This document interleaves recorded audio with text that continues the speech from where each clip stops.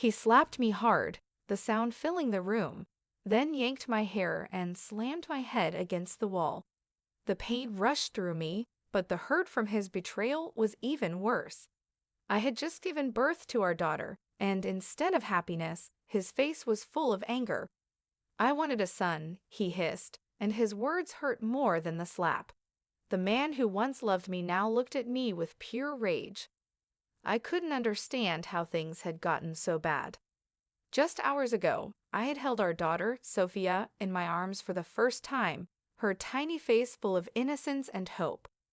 I had imagined that she would bring us closer, bind us as a family, but Matthew had barely looked at her. His first words had been, "You failed me, Samantha." It was as if he couldn't bear the sight of the child we had created together because she wasn't a son. I could feel my vision blur as tears welled up, not from the physical pain, but from the heart-wrenching realization that the man I loved, the father of my child, had become a monster. I wanted to scream, but no words came out. All I could think about was how quickly everything had spiraled out of control. My name is Samantha, and this is the story of how my life shattered and how I rebuilt it. One filled with betrayal, heartbreak, and ultimately the strength to rise again. It all began in Seattle, where I first met Matthew Jameson when we were in high school. He was quiet, always working on his computer in the library, but there was something about him that intrigued me. He seemed so focused, so different from the other boys who were all about sports or parties. I remember watching him from across the room, wondering what went on in his mind as he typed away. One day, after weeks of building up the courage, I finally approached him. "Hey Matthew, do you have a minute?" I asked, my heart pounding so loud I was sure he could hear it. He looked up from his computer, surprised, his eyes narrowing slightly in confusion before softening. "Oh, sure," he replied, his voice quiet but friendly. From that moment, we were inseparable. Matthew became my high school sweetheart, the boy who made me believe in forever. We spent endless hours together, talking about everything and nothing. We had dreams, big dreams. He wanted to work in tech, and I had aspirations of making it in marketing. We made plans, whispered promises under the stars, and shared our first kiss at prom. It felt like a fairy tale, like nothing could ever break us apart. By the time we graduated, I was convinced we were destined to be together. We married when I was 23, filled with hope and excitement. I had just started my career as a marketing consultant, while Matthew worked as an aide technician. Life seemed perfect, especially when we found out I was pregnant.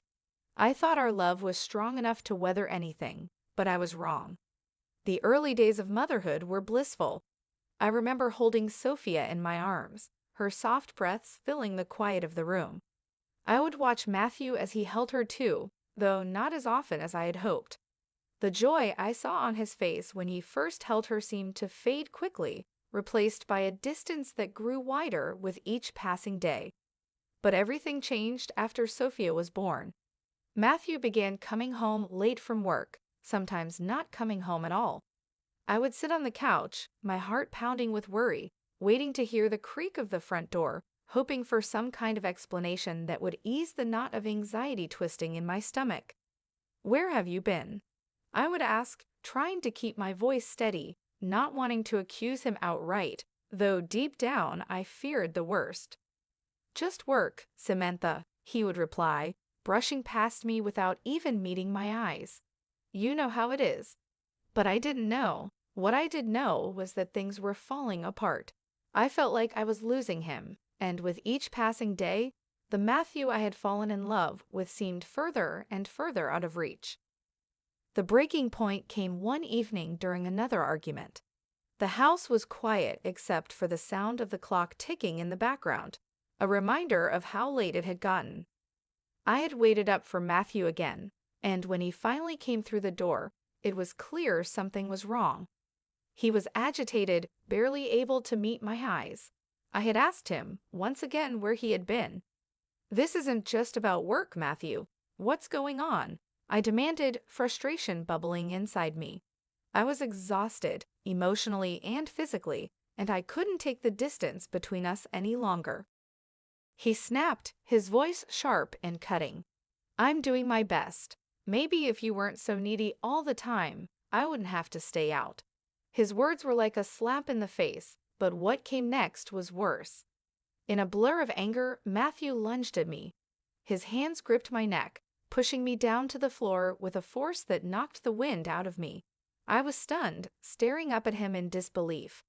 The man I had married, the man I had built a life with, was now a stranger. I could barely recognize him through the haze of my shock and fear. For a moment, everything stood still. It was as though time had slowed down, the only sound my heartbeat pounding in my ears. He didn't just hurt me physically. It was as though he had crushed my spirit, my hope that things could ever go back to the way they were. I stayed on the floor, frozen, while he stormed out of the house. He didn't come back for days. I didn't call him. I couldn't. I didn't know what to say or how to process what had happened. But deep down, I knew that things would never be the same. Then came the betrayal that shattered what little hope I had left. It had been weeks since the incident, and Matthew's absence had become a constant ache in my heart. I tried to hold myself together for Sophia's sake, but the loneliness gnawed at me, leaving me feeling empty and lost.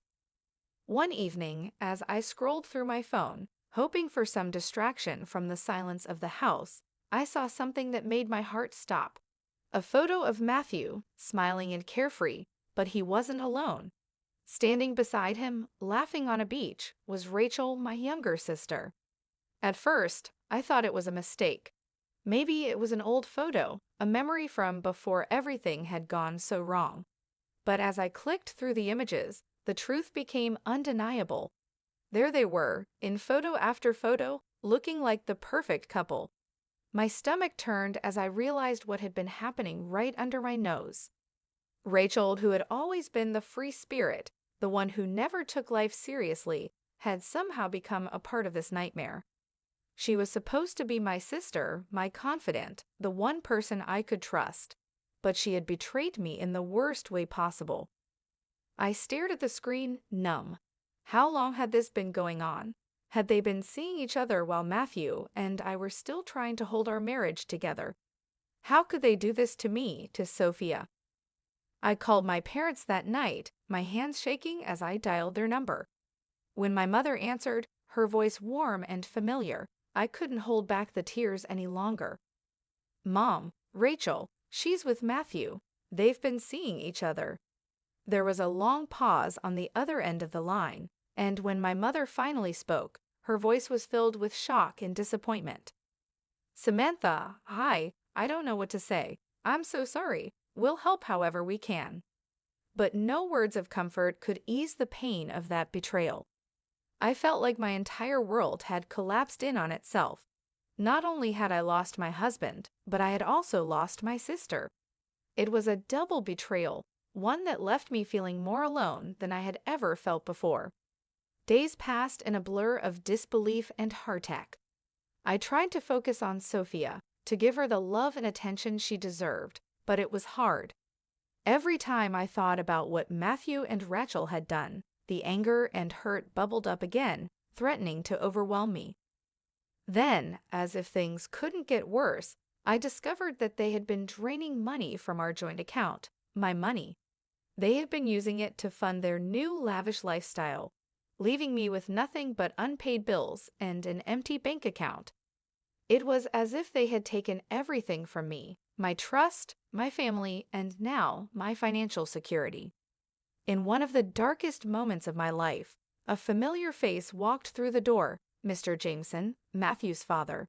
He had always been kind to me, treating me like the daughter he never had, and now, as he sat beside me, the disappointment in his eyes mirrored my own. I'm deeply sorry for what Matthew has done, Samantha, he said quietly, his voice filled with regret. I had no idea things had gotten this bad. I want to help you. I've set aside $200,000 for Sophia's future. Please, take it. Tears welled up in my eyes, but I shook my head. I can't take charity. I need to stand on my own. This isn't charity, he insisted. It's for Sophia, and I want to help you rebuild. You're strong, Samantha, stronger than you realize. Let's turn this around. You've always had an eye for design. Why not open your own home decor boutique? Use this money to create something for yourself and for Sophia. You deserve that. His words sparked something inside me, something that had been buried under the weight of betrayal and heartache. For so long, I had felt powerless, trapped in the chaos that Matthew and Rachel had created. But now I saw a way out, a chance to rebuild, to reclaim control of my life. With Mr. Jameson's encouragement, I decided to take the leap. The thought of starting a business, a home decor boutique, gave me something to focus on, something positive to channel my energy into. I used the money to rent a small storefront in a bustling part of Seattle. Over the next few months, I threw myself into making graceful designs a reality. Every detail mattered: the way the furniture was arranged, the colors of the walls, the lighting that would make the space feel warm and inviting. I wanted the boutique to be a place of beauty and comfort, a reflection of what I hoped to create in my own life. I worked long hours, sometimes late into the night after putting Sophia to bed. It was exhausting, but it was also the most alive I had felt in months. As I sketched designs and arranged displays, I could feel the pieces of my broken life slowly coming back together.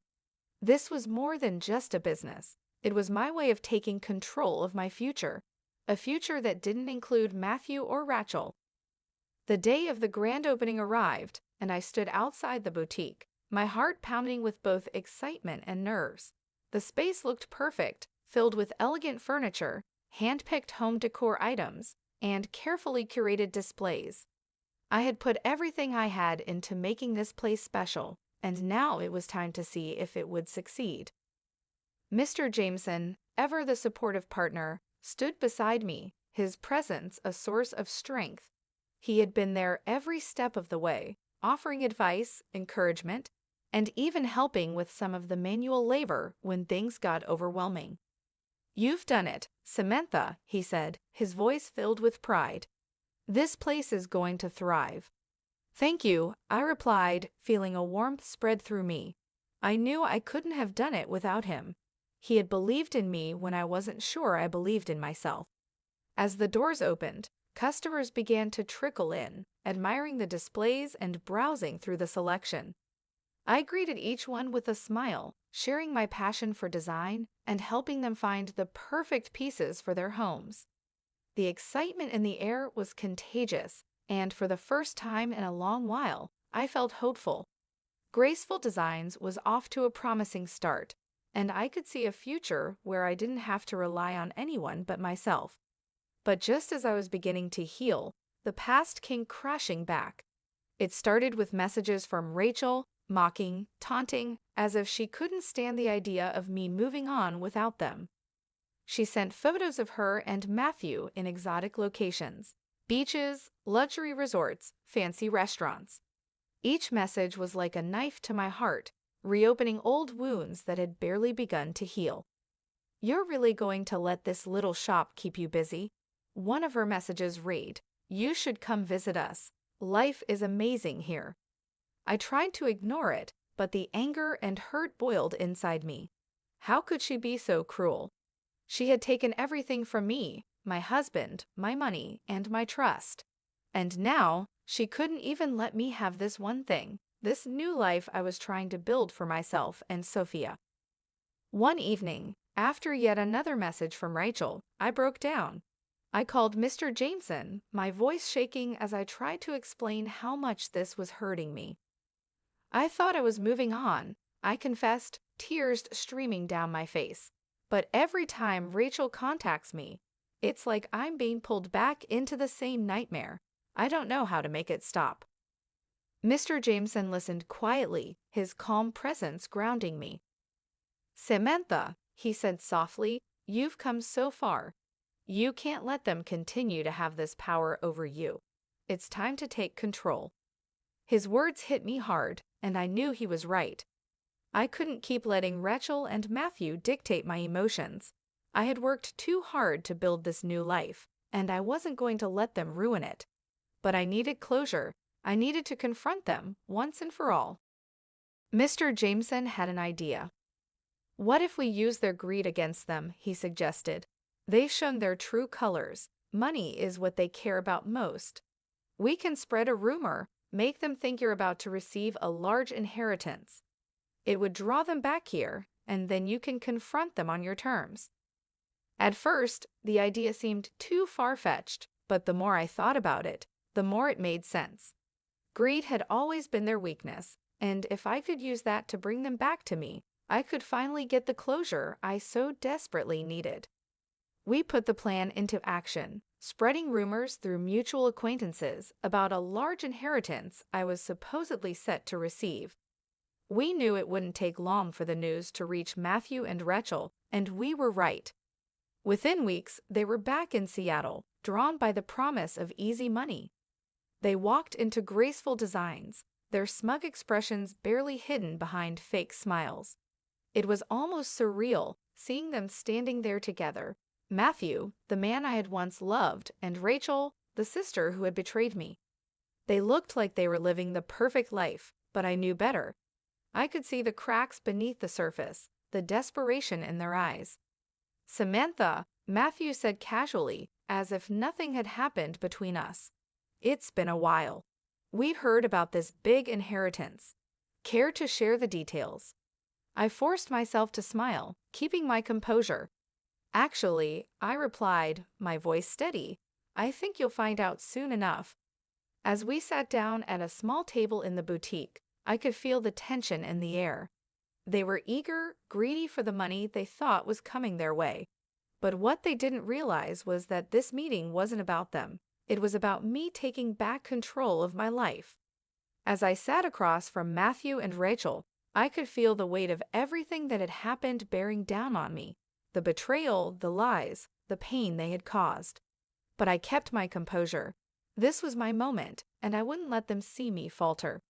"I know what you've both done," I began, my voice calm but firm. "You stole from me, you lied, you betrayed me. And now, you think you can just walk back into my life and take more." Matthew shifted uncomfortably in his seat. His confidence, which had been so obvious when he walked in, was beginning to crumble. "Samantha, it's not like that?" "Oh, it's exactly like that," I interrupted, my eyes locking with his. "But you see, I'm not the woman you left behind. I've built a life for myself, and I'm thriving. And as for the inheritance you're so eager to get your hands on, it's not going to either of you." Rachel's face twisted in anger, her voice trembling as she spat.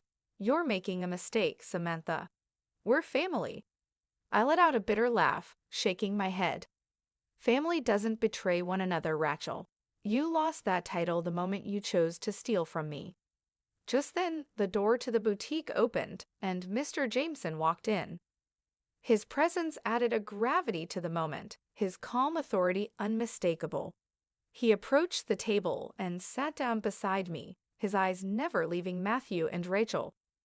"The inheritance," Mr. Jameson said, his voice steady, "is going to Sophia. Neither of you are entitled to a single penny." The shock on their faces was priceless. I could see their world collapsing around them as they realized they had been outplayed. For the first time, I saw fear in their eyes, fear that they were about to lose everything they had so arrogantly assumed would be theirs. Matthew opened his mouth to speak, but no words came out. His usual smugness had vanished, replaced by a desperation I hadn't seen before. Rachel, too, was at a loss for words, her earlier bravado crumbling as the reality of the situation sank in.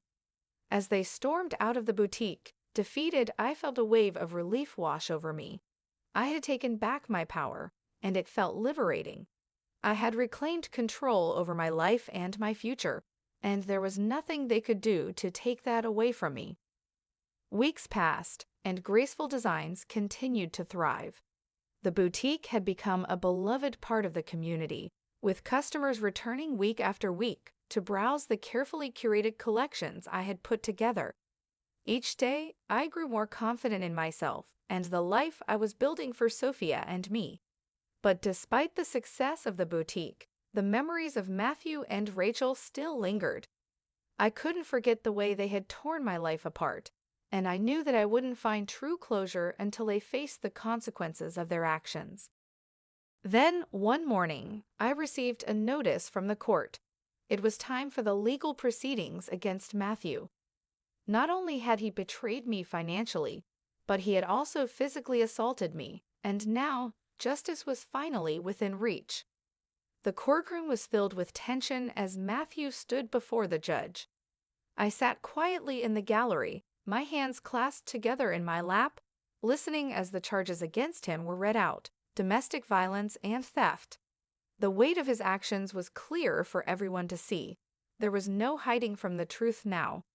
As I testified about the night he struck me, describing the moment he slapped me and slammed my head against the wall, the courtroom fell silent. It was difficult to relive those memories, to speak about the violence and betrayal that had nearly destroyed me. But I knew it was necessary. I needed to ensure that Matthew was held accountable for the pain he had caused, not just to me, but to our daughter as well. The judge listened carefully to both sides, and after what felt like an eternity, the sentence was finally handed down. Matthew was sentenced to 5 years in prison for the physical assault and domestic violence. His face remained emotionless as the verdict was read, but I could feel the weight lift off my shoulders. This was justice. This was the closure I had been waiting for. But that wasn't all. In addition to the prison sentence, Matthew was also ordered to pay a $50,000 fine for the pain and suffering he had caused. This financial penalty was a small price for him to pay considering the damage he had done, but it was a reminder that actions have consequences. Furthermore, the court mandated that Matthew repay the money he had stolen from our joint account, ensuring that Sophia's future would be financially secure. As the gavel struck, signaling the end of the trial, I felt an overwhelming sense of relief. Matthew had finally been held accountable for his actions, both physically and financially. He was led out of the courtroom in handcuffs, and for the first time in a long time, I felt like I could breathe again. I had won. I had taken back control of my life, and nothing Matthew or Rachel did could change that. In the weeks that followed, Graceful Designs continued to flourish. The boutique had become more than just a business. It was a symbol of my strength, of everything I had overcome. Customers flocked to the shop, and soon I began expanding, bringing in more exclusive designs and even hosting workshops on interior decorating. But it wasn't just the success of the boutique that made me feel whole again. It was the little moments, watching Sophia take her first steps, hearing her laugh as we played in the park, knowing that I had built a life for us, free from the toxic influence of Matthew and Rachel. Mr. Jameson remained a constant presence in our lives, offering support and guidance whenever I needed it. He had been there from the beginning, helping me rebuild after everything had fallen apart, and I knew I could always count on him. As time passed, the memories of Matthew and Rachel faded into the background, replaced by a sense of peace and fulfillment. I no longer felt the need to look over my shoulder, wondering if they would try to worm their way back into my life. They were gone, and I was free. One evening, as I stood in the boutique, watching the sunset over Seattle, I realized how far I had come. I wasn't the same woman who had been broken by betrayal and heartache. I had rebuilt my life from the ground up, and I was stronger than ever before. As I closed the door to the shop and locked it for the night, I knew that this was just the beginning. I had reclaimed my life, my happiness, and my future, and no matter what challenges lay ahead, I was ready to face them with strength and courage. Thank you for listening to Samantha's journey of betrayal, strength, and justice. If you were inspired by her story, don't forget to hit the like button and share your thoughts in the comments below. For more stories of resilience and empowerment, make sure to subscribe to our channel and turn on notifications so you never miss an update. Remember, your support helps us continue to bring powerful stories like this one to life.